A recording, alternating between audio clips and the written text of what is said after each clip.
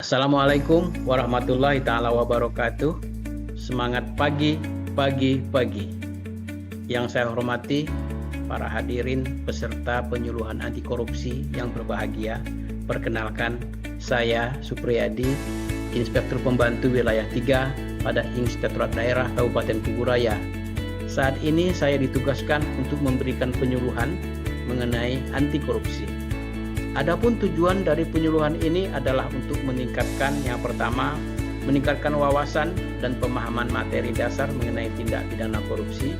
Yang kedua, untuk meningkatkan komitmen pemberantasan korupsi di kalangan aparatur pemeriksa internal pemerintah di lingkungan pemerintah daerah Kabupaten Kuburaya. Bapak Ibu hadirin yang berbahagia, adapun materi penyuluhan anti korupsi yang akan saya sampaikan dengan tema utama mengenai materi dasar tindak pidana korupsi. Sebelum kita masuk dalam tema tersebut, terlebih dulu kita harus sepakat bahwa korupsi musuh kita. Ayo kita teriakkan bersama, korupsi musuh kita. Terima kasih. Korupsi adalah kejahatan luar biasa yang merusak sendi-sendi kehidupan bermasyarakat, berbangsa, dan bernegara, sehingga korupsi harus kita perangi, harus kita berantas. Nah, untuk memerangi dan memberantas korupsi, maka kita terlebih dahulu harus mengenali korupsi yang menjadi musuh kita itu. Sehingga pertanyaannya, apa korupsi itu? Pengertian korupsi menurut Robert Lidgard, suatu tingkah laku yang menyimpang dari tugas-tugas resmi jabatannya dalam negara, di mana untuk memperoleh keuntungan status atau uang yang menyangkut diri pribadi atau perorangan, keluarga dekat, kelompok sendiri, atau dengan melanggar aturan pelaksanaan yang resmi. Sedangkan korupsi menurut pasal 2 Undang-Undang Nomor 31 Tahun 1959 sebagaimana diubah dengan Undang-Undang Nomor 20 Tahun 2001 tentang pemberantasan tindak pidana korupsi, bahwa korupsi adalah perbuatan melawan hukum dengan maksud untuk memperkaya diri sendiri dan atau orang lain, baik perorangan maupun korporasi, yang dapat merugikan keuangan dan perekonomian negara. Nah, berangkat dari definisi tersebut, maka jelaslah bahwa korupsi mempunyai dampak dalam berbagai bidang atau sektor kehidupan. Dampak korupsi dalam berbagai bidang atau sektor. Dampak negatif korupsi bagi bangsa Indonesia yang memiliki potensi kekayaan yang luar biasa ini, jika tidak dikorupsi, tentu dapat mensejahterakan rakyat. Berbagai dampak korupsi dapat merugikan pembangunan nasional, baik berupa biaya eksplisit maupun biaya implisit yang ditimbulkan akibat tindak pidana korupsi. Nah, dampak serta pengaruh negatif dari tindakan korupsi itu nyata terhadap semua aspek kehidupan, baik politik, ekonomi, sosial budaya, lingkungan hidup, bahkan mempengaruhi pertahanan dan keamanan negara. Jadi korupsi itu merupakan extraordinary crime. Yang pasti dampak utama korupsi itu menggerogoti perekonomian nasional, memiskinkan rakyat, merusak sendi-sendi kehidupan bermasyarakat, berbangsa, dan bernegara. Karena korupsi merusak sendi-sendi kehidupan, maka korupsi di Indonesia harus kita berantas bersama hingga ke akar-akarnya. Dasar hukum pemberantasan korupsi di Indonesia. Pertama, ketetapan MPR nomor 10 tahun 1998 tentang penyelenggaraan negara yang bersih dan bebas dari KKN. Yang kedua, Undang-Undang nomor 28 tahun 1959 tentang penyelenggaraan negara yang bersih dan bebas dari KKN. Yang ketiga, ada Undang-Undang nomor 31 tahun 1959 tentang pemberantasan tindak pidana korupsi sebagaimana diubah dengan Undang-Undang nomor 20 tahun 2001 tentang perubahan atas Undang-Undang nomor 31 tahun 1999 tentang pemberantasan tindak pidana korupsi. Kemudian ada lagi Undang-Undang nomor 19 tahun 2019 tentang Komisi Pemberantasan Korupsi. Selanjutnya, integritas dan nilai-nilai anti korupsi. Integritas secara umum diartikan sebagai konsistensi antara perkataan dan perbuatan sesuai dengan norma dan etika moral yang dianut. Dengan adanya sikap integritas inilah sebagai awal dari timbulnya nilai-nilai anti korupsi yang dapat mencegah tindakan yang bersifat koruptif. Nilai-nilai anti korupsi itu terdiri dari pertama kejujuran, yang kedua kepedulian, yang ketiga kemandirian, yang keempat tanggung jawab, yang kelima kerja keras, yang keenam kesederhanaan, yang ketujuh keberanian, dan kedelapan keadilan. Dengan sikap integritas yang tinggi dan dengan nilai-nilai anti korupsi yang dipunyai oleh setiap anggota masyarakat, maka bersama-sama kita perangi korupsi, dan khusus bagi pejabat publik harus menghindari gratifikasi, pemerasan, dan suap, karena itu termasuk dalam delik korupsi. Gratifikasi, suap, dan pemerasan. Gratifikasi berdasarkan peraturan KPK nomor 2 tahun 2019 adalah pemberian dalam arti luas, meliputi pemberian uang, barang, diskon, komisi, pinjaman tanpa bunga, tiket perjalanan, fasilitas penginapan, perjalanan wisata, pengobatan cuma-cuma, dan fasilitas lainnya, baik yang diterima di dalam dan di luar negeri, yang dilakukan atau dengan tanpa sarana elektronik maupun non-elektronik. Delik aduan gratifikasi. Pertama, berstatus pegawai negeri atau pejabat negara. Yang kedua, menerima gratifikasi. Yang ketiga, berhubungan dengan jabatan dan berlawanan dengan kewajiban atau tugasnya. Yang keempat, penerimaan gratifikasi tidak dilaporkan kepada KPK dalam jangka waktu 30 hari sejak penerimaan. Selanjutnya, suap. Pengertian suap menurut Undang-Undang Nomor 31 tahun 1959 junto Undang-Undang Nomor 20 tahun 2001 tentang pemberantasan tindak pidana korupsi pasal 5 ayat 1 huruf A, yakni memberi atau menjanjikan sesuatu kepada pegawai negeri sipil atau penyelenggara negara dengan maksud supaya PNS atau pejabat negara berbuat atau tidak berbuat sesuatu dalam jabatannya yang bertentangan dengan kewajibannya.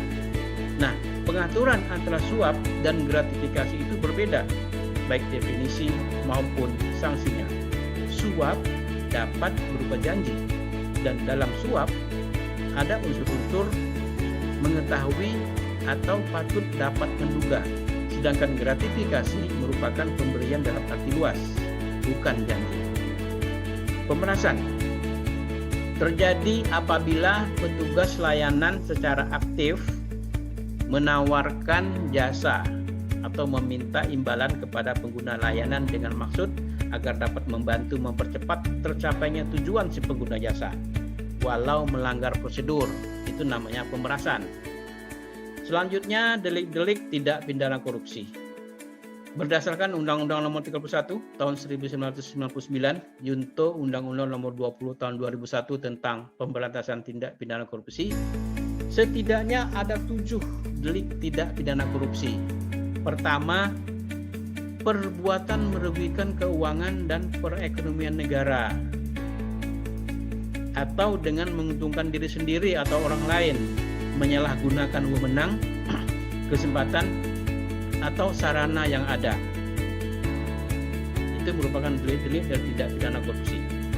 Yang kedua, penyuapan kepada pegawai negeri, pada hakim, advokat. Itu termasuk delik-delik tindak pidana korupsi. Kemudian berbuat curang, penggelapan dalam jabatan, pemerasan, benturan kepentingan dalam pengadaan, gratifikasi. Nah, terkait gratifikasi itu ditegaskan khusus dalam pasal 12 huruf B bahwa setiap gratifikasi kepada pegawai negeri sipil atau pejabat negara dianggap sebagai suap apabila berhubungan dengan jabatannya. dan berlawanan dengan kewajiban serta tugasnya. Nah, gratifikasi, pemerasan dan suap, serta bentuk-bentuk perilaku koruptif dengan berbagai ragam deliknya, sebagaimana tersebut di atas yang saya kemukakan tadi, harus kita hindari, harus kita cegah, dan harus kita tangkap. Selanjutnya, contoh-contoh usaha mencegah dan menentang korupsi. Pertama, upaya pencegahan terhadap korupsi dapat dilakukan dengan menanamkan semangat nasionalisme. Kemudian, melakukan perbuatan jujur, terbuka, dan transparan. Kemudian, memberikan himbauan kepada masyarakat untuk menghindari korupsi. Kemudian, meningkatkan kesejahteraan masyarakat baik material maupun spiritual, tentunya secara seimbang. Kemudian melaporkan dan mencatat harta kekayaan pejabat negara. Selanjutnya melakukan usaha atau upaya edukasi. Nah, upaya edukasi yang dilakukan pemerintah dalam usaha untuk memberantas korupsi dilakukan melalui proses pendidikan yang dimulai dari tingkat pendidikan dasar hingga ke perguruan tinggi dan pendidikan kepada masyarakat pada umumnya. Selanjutnya, melakukan usaha atau upaya penindakan. Nah, usaha atau upaya penindakan ini merupakan ranah KPK, tentu dibantu oleh lembaga-lembaga yang lain yang ada di Indonesia, seperti aparat lembaga penegakan hukum. Bapak Ibu yang berbahagia, selanjutnya akan saya kemukakan tujuan akhir dari berbagai usaha yang dilakukan pemerintah untuk mencegah dan menentang korupsi adalah untuk mewujudkan masyarakat Indonesia yang adil, makmur, sejahtera berdasarkan Pancasila dan Undang-Undang Dasar tahun 1945 dan menyelenggarakan negara yang bersih dari kolusi, korupsi, dan nepotisme. Nah, untuk mencapai keberhasilan tujuan akhir tersebut, kita harus bertekad bahwa pemberantasan korupsi harus berhasil. Untuk itu harus ada indikator keberhasilan pemberantasan korupsi. Nah, indikator keberhasilan pemberantasan korupsi. Agar pemberantasan korupsi berhasil, maka harus dengan strategi yang tepat. Untuk itu, KPK mempunyai Grand Strategi Roadmap KPK tahun 2011-2023 dengan melakukan pertama, pencegahan korupsi yang terintegrasi. Yang kedua, penindakan korupsi yang juga terintegrasi. Kemudian, pencegahan dan penindakan korupsi yang terintegrasi. Selanjutnya, indikator keberhasilan pemberantasan korupsi. Di antaranya, tingkat indeks penegakan hukum atau Law Enforcement Index. Kemudian, tingkat keberhasilan pemberantasan korupsi oleh KPK. Bapak Ibu yang berbahagia, setidaknya terdapat 3 faktor penyebab tindakan korupsi. Pertama, faktor internal seperti sifat tamak, rakus, gaya hidup konsumtif, moral yang sangat lemah, sifat buruk seperti penjudi, pemabuk, narkoba, royal, boros, kemudian terdesak kebutuhan hidupnya seperti banyak utang, tekanan istri misalnya, atau kondisi keluarga yang tidak kondusif. Itu semua faktor-faktor yang bersifat internal yang menyebabkan terjadinya tindakan korupsi. Selanjutnya, faktor-faktor eksternal seperti politik, hukum, ekonomi, dan faktor-faktor organisasi. Bapak Ibu yang saya hormati, job dissatisfaction atau kurangnya perhatian dari atasan, suasana kerja yang buruk, hubungan buruk dengan rekan kerja, tidak puas dan terancam. Dengan demikian, penyuluhan mengenai korupsi serta delik-deliknya saya akhiri sampai di sini. Mudah-mudahan dapat memberikan pencerahan kepada semua peserta dalam mengetahui dan untuk tidak melakukan tindakan korupsi. Sebelum mengakhiri sesi ini, mari kita teriakkan, korupsi musuh kita. Terima kasih. Setelah penyuluhan korupsi ini, kami mengharapkan kepada Bapak Ibu untuk pertama mengajak dan mengkampanyekan semangat anti korupsi.